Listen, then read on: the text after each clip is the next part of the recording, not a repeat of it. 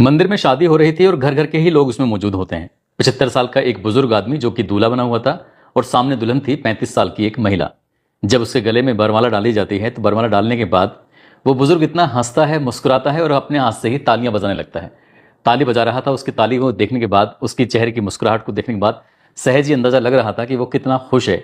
उसके बाद फिर उसने उस महिला के मांग में सिंदूर भरा, यानी कि अपनी दुल्हन की मांग में सिंदूर भरता है। उसे भर तो देता है लेकिन उसे लगता है कि शायद थोड़ी कम है, थोड़ी और ज्यादा लगाता है। फिर दूसरी बार लगाता है। बार बार वो फोटो की तरफ देख रहा है और ये सब काम कर रहा था, यानी कैमरा देखते देखते ये सब काम कर रहा है।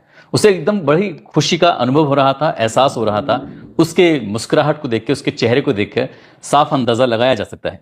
इसके बाद जब शादी हो जाती है तो दुल्हन अपने दूल्हे के साथ थी और वो कहने लगती है कि एक बात पूछूं आपसे कि आपने इतनी उम्र में, यानी कि 75 साल की उम्र में शादी क्यों की। तब उस बुजुर्ग ने जो जवाब दिया वो वाकई अपना आप में सोचने वाली बात थी। उसने कहा कि मेरा जो आंगन था घर का, पिछले 40 सालों से एकदम खाली था, सूना था। अब तुम आ गई हो, तुम्हारे 3 बच्चे भी हैं, तो इससे मेरे घर का आंगन एकदम खुशहाल हो जाएगा, खिलखिलाएगा और यहां से भी बोलने की, चालने की आवाजें आएंगी। इतना सुनना था। वो महिला शांत हो जाती है। उनकी सुहागरात की अगली तारीख जब आती है तो पता चलता है कि सुहागरात के अगले ही दिन उस बुजुर्ग की मौत हो जाती है। जो दूल्हा बना था अभी 24 घंटे पहले, वो मर चुका है। और ये बात पूरे इलाके भर में फैल जाती है। सोशल मीडिया पर वो वीडियो जो मंदिर की थी वो वायरल होना शुरू हो जाते हैं। आज की इस कहानी के माध्यम से यही जानने की कोशिश करते हैं कि आखिरकार पूरा मामला क्या है और उस बुजुर्ग की मौत की पीछे की कहानी क्या है। आदाब, नमस्कार, सत श्री अकाल। मैं उस्मान सैफी। आज की जो सच्ची घटना मैं आपको सुनाने जा रहा हूं, ये सच्ची घटना है उत्तर प्रदेश के जिला जौनपुर की। जिला जौनपुर का एक थाना लगता है गोरा बादशाहपुर और गोरा बादशाहपुर का एक गांव लगता है कुचमुच।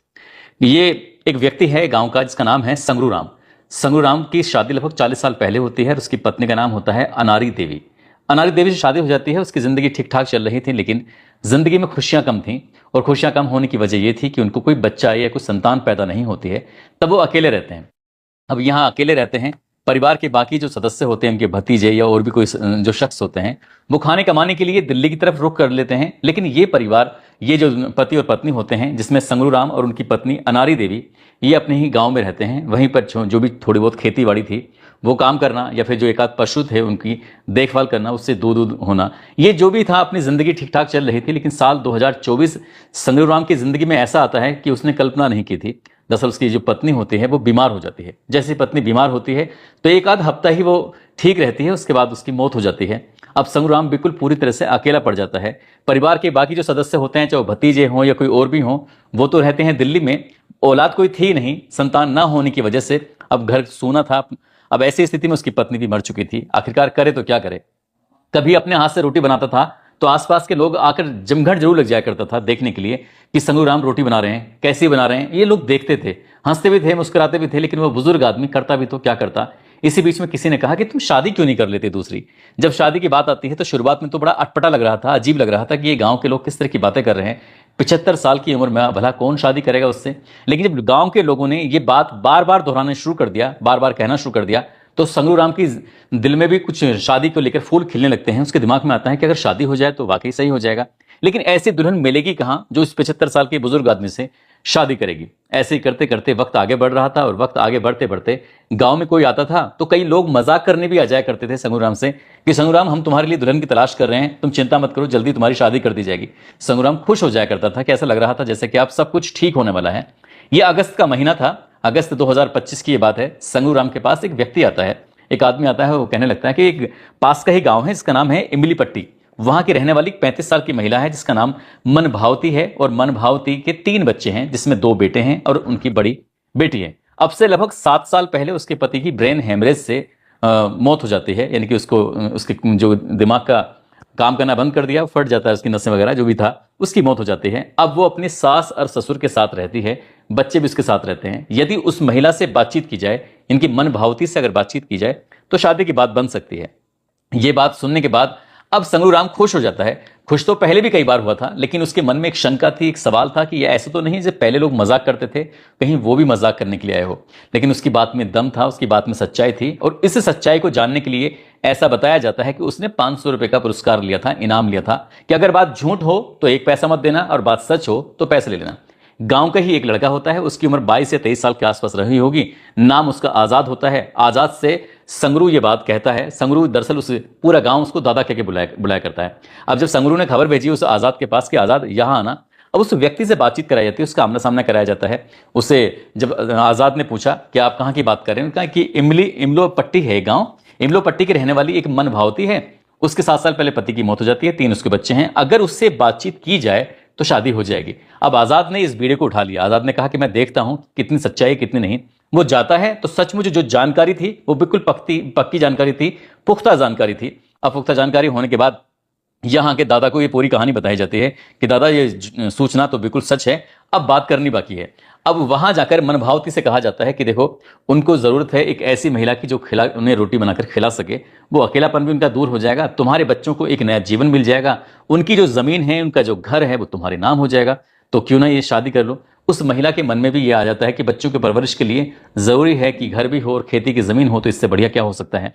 जब महिला को बार बार ये कहा जाता है तो महिला तैयार हो जाती है, लेकिन महिला ने कहा कि मैं कैसे यकीन करूं कि कुछ है कि नहीं है।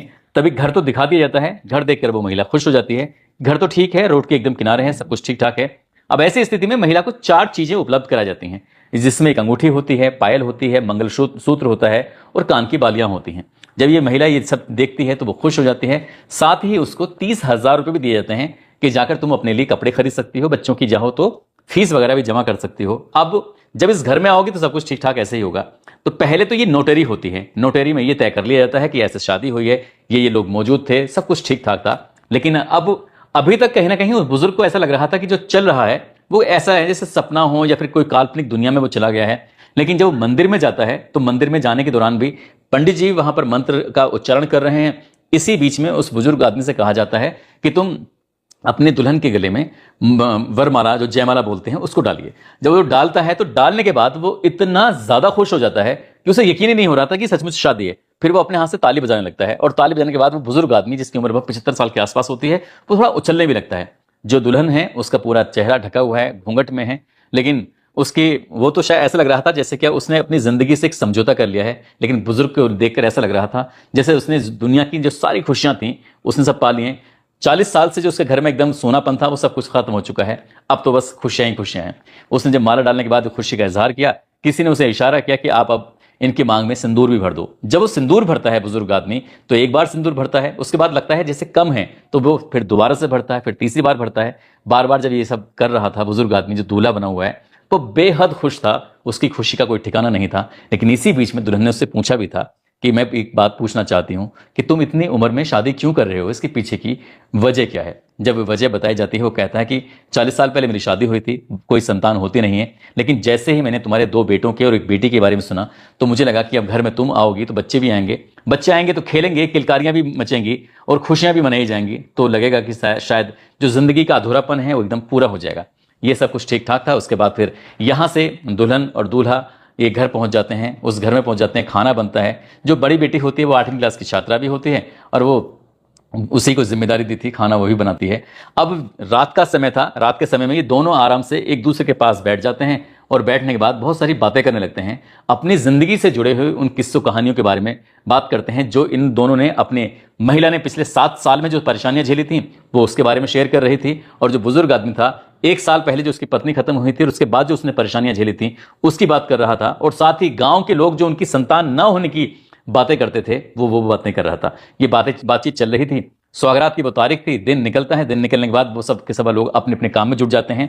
ये जो व्यक्ति है अब घर के बाहर सोया हुआ है। सुबह के लगभग 7:30 बजे के आसपास का वक्त था। 30 सितंबर 2025 की वो तारीख थी। और जैसे ही वो बुजुर्ग आदमी लेटा हुआ है तो उसकी गर्दन की कुछ स्थिति अजीब सी हो रही है, वो टेढ़ा सा पड़ा हुआ है। तो राह चलती एक महिला ने उस बुजुर्ग को देखा और देखने के बाद कहा कि इनकी स्थिति तो कुछ खराब है। वो आवाज लगाती है इस मन भावती को, मन भावती दौड़ कर आती है, आकर देखती क्या है कि बुजुर्ग आदमी कुछ अजीब सी हरकतें उसकी हो रही थी, परेशानी जैसे स्थिति में था।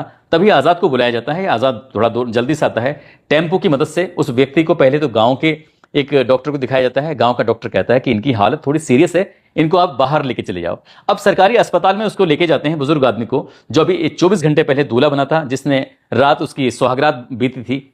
और वो व्यक्ति जैसे सांसें उसकी थम चुकी थी, बिल्कुल रुक चुका है, डॉक्टर ने उसको अपने यहाँ इलाज करना शुरू कर दिया। 2 ड्रिप उसको चढ़ाई जाती हैं, लेकिन ड्रिप चढ़ने के बाद भी उस बुजुर्ग की हालत में कोई सुधार नहीं हो रहा था और देखते ही देखते 30 सितंबर की शाम तक उसकी मौत हो जाती है। जैसे उस बुजुर्ग की मौत होती है, मौत की खबर पूरे गांव में आग की तरह फैल जाती है। जो वीडियो मंदिर में बना था शादी होने के दौरान, वरमाला या जयमाला जैसे बोलते हैं तो डालते हुए एक दूसरे के गले में, वो वायरल होना शुरू हो जाता है कि 75 साल के एक बुजुर्ग आदमी की शादी के अगले दिन यानी कि सुहागरात मनाने के अगले दिन ही उसकी मौत हो जाती है। अब देश भर के अलग अलग मीडिया चैनलों पर और सोशल मीडिया के अलग जगहों पर ये जब वायरल होना शुरू हो जाता है तो ये वायरल होते होते खबर पहुंच जाती है उस बुजुर्ग आदमी के परिवार के पास, यानी कि जो दिल्ली में परिवार के लोग मौजूद होते हैं। अब जैसे उनके पास खबर पहुंचती है, उन्होंने तत्काल प्रभाव से पुलिस को यह सूचना दी कि हम अंतिम संस्कार किसी भी कीमत पर नहीं होने देंगे, इसलिए जब तक बॉडी का पोस्टमार्टम नहीं हो जाएगा तब तक हम इसका अंतिम संस्कार नहीं होने देंगे।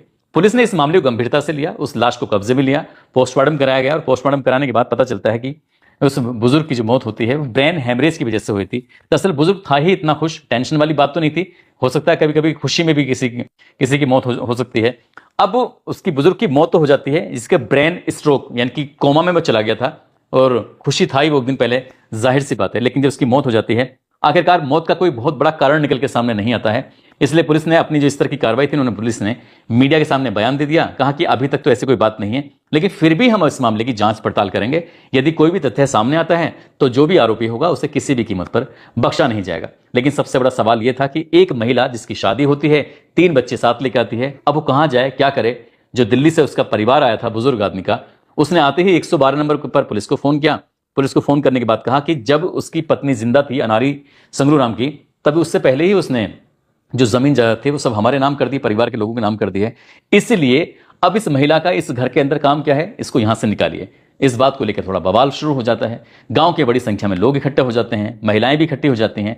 तभी सबके सब लोग उस महिला को देखने लगते हैं कि इस बेचारी का क्या कसूर था। अच्छी खासी, पहली बात तो ये शादी के लिए तैयार नहीं थी, इसको बड़े बड़े सपने दिखाए गए थे, एक जमीन का, घर का, ताकि इसके बच्चे आगे बढ़ सकें, पढ़ सकें। ये जब सारे सपने दिखाए गए थे तब ये महिला तैयार हो जाती है, और तैयार हो जाती है तो एक रात ही अपने पति का सुख देख पाती है, इसके पति की मौत हो जाती है। गांव के लोगों ने जिद पकड़ लिया, ये महिला कहीं नहीं जाएगी। 112 नंबर पर जो पुलिस आई थी, उन्होंने कहा कि आपको थाने आना पड़ेगा। थाने आने के बाद जो भी बात है बड़े उच्च अधिकारी ही कुछ जवाब दे सकते हैं। अब उच्च अधिकारियों के पास मामला पहुंचता है तो एक व्यवहारिक तौर पर देखा जाए तो महिला जाए तो जाए कहां, अपने 3 बच्चों को लेकर।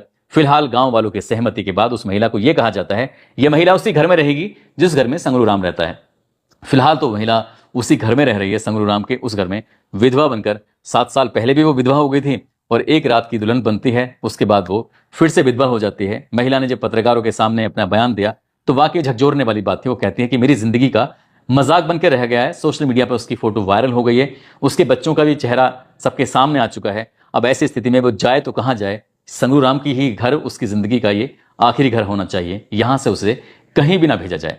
दोस्तों, इस पूरे घटनाक्रम को सुनाने का उद्देश्य किसी को परेशान करना नहीं है, किसी का दिल दुखाना नहीं है, बल्कि आपको जागरूक करना है, आपको सचेत करना है। जिस तरह की वीडियो मैंने मन भावती की देखी हैं, जिस तरह की बातें मन भावती वो मीडिया के सामने कर रही है, यदि उसकी बातों में पूरी तरह से सच्चाई है तो गांव वालों को उसका साथ देना चाहिए, उसके बच्चों की पढ़ाई लिखाई में भी मदद करनी चाहिए, ताकि उसके बच्चों के भी सपने पूरे हो सकें और उस महिला को एक सहारा मिल सके। वो जाहिर सी बात है, जिस सास ससुर के साथ वो रह रही थी, वापिस वो किस मुंह से वहां जाएगी, कैसे वो उसको स्वीकार करेंगे, क्योंकि वहां से आना ही उसके लिए बड़ा कारण था। उसे नहीं आना चाहिए था, और आई है तो उसे वापस नहीं जाना देना चाहिए। गांव वालों की जिम्मेदारी बनती है कि उस महिला के लिए अगर थोड़ा थोड़ा भी मदद करेंगे तो शायद उसके लिए गाय भैंस का इंतजाम कर सकते हैं, जिससे कि अब अपने परिवार का भरण पोषण कर सके। इसलिए उस इलाके के कुछ लोग हों तो जरूर उस महिला की मदद करें, ताकि वो अपना कुछ गुजर बसर कर सके। ऐसा कोई छोटा मोटा उसके लिए रोजगार के बारे में सोच